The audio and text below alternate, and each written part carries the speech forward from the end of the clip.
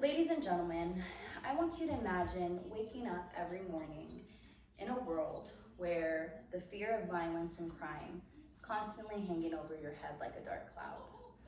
Picture a society where the vulnerable, our children, and our elderly are constantly being targeted, and property crimes disrupt the peace in our communities. This is not a dystopian future. This is our present reality that we live in today. Today I stand before you to discuss an urgent issue that demands our immediate attention. The need to broaden the categories of crimes that are punishable by the death penalty. Now let's begin by examining the current state of crime in our nation. As of 2022, we've witnessed a disrupting rise in violent crimes, particularly against senior citizens and our children. These are not just statistics, these are our loved ones, our family, our friends, and our neighbors. The property crime rate has also surged, with auto theft and burglary becoming alarmingly common. The impact of these crimes is not just financial, but deeply emotional, eroding the very fabric of our communities. The message is very clear. Our current policies are failing to deter crime effectively in today's society. Consider the psychological toll on victims and their families, who often live with trauma long after a crime has occurred. The fear and insecurity that permeate our daily lives are compounded by a justice system that appears increasingly unable to protect us. When the punishment does not fit the crime, it undermines the rule of law and diminishes public trust. Transitioning into my second point, we must confront the reality that there are insufficient consequences for criminal actions today.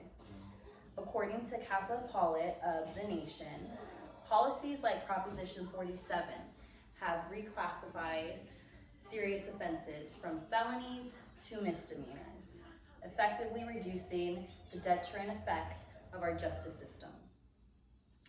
Furthermore, the 2019 moratorium on the death penalty has postponed necessary justice and repealed lethal injections protocols, sending a message of leniency to embolden criminals. The lack of severe consequences for grave offenses sends a dangerous signal that society is willing to tolerate horrendous acts without appropriate retribution.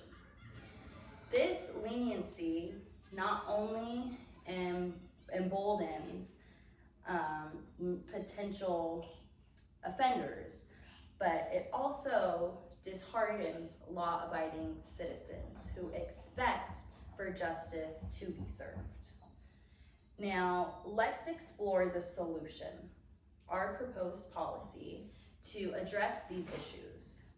We must first abolish Proposition 47, ensuring that serious crimes are met with serious consequences. By nullifying the 2019 moratorium, we can reinstate death row sentencing, restoring a critical tool in our justice system. But we must go further than that. It is imperative to broaden the categories of crimes eligible for the death penalty to include repeated offenses on child abuse and child rape, aggravated child abuse leading to death, and drug trafficking that results in multiple fatalities. These are horrendous crimes that warrant the ultimate penalty, which is the death penalty. We must recognize that certain crimes are so outrageous, so destructive to the moral and social order, that they demand the most severe punishment, the death penalty. By expanding the death penalty to include these categories, we send a clear, unequivocal message.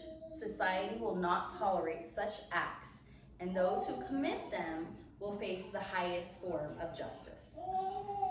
Visualizing the benefits of this policy, we can foresee a society where justice is swift and certain, where potential offenders think twice before committing a crime. The death penalty, when applied judiciously, serves as a powerful deterrent, reinforcing the life by demonstrating the severe consequences of taking it unlawfully. These policies would not only protect our most vulnerable, but also restore our faith in justice system, ensuring that it serves as a true guardian to public safety today. Now, moreover, a justice system that effectively deters crime and punishes the most horrible offenders is one that maintains public confidence and respect. It reassures citizens that their safety is priority and that the law will uphold justice without compromise. In conclusion, the time for change is now. By broadening the categories of crimes punishable by the death penalty, we could create a safer and more just society for all. Let us act decisively to protect our communities and ensure that justice is served. Thank you.